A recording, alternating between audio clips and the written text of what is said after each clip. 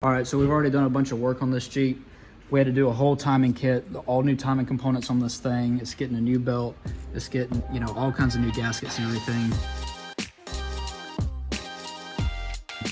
And we're replacing this part right here because it's leaking oil. But while I'm in here, I want to get a clear view of the starter because there's not a lot of information on this engine online. So I'm going to go ahead and give you a view of the starter so you know what you're looking at if you ever got to replace it. I just wanted to show y'all real quick where it's at.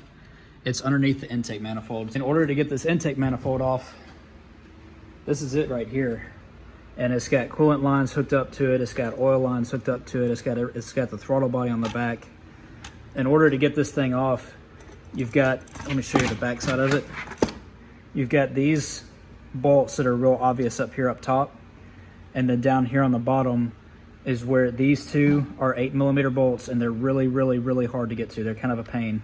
Before you can get to any of that stuff though, you have to remove this fuse box, you have to remove the battery, you have to remove the battery tray.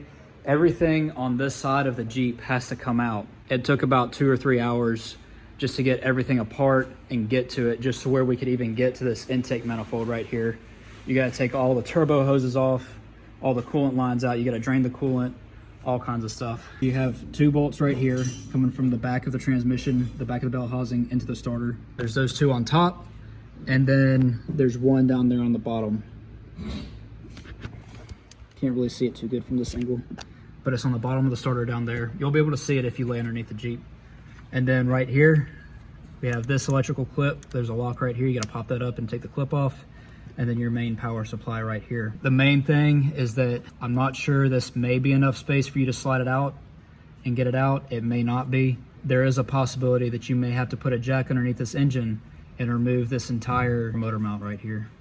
But anyway, there's no pictures of it online anywhere. So while we have this thing apart, I want to make this video so you at least know what you're looking at and what you got to do to get it taken off.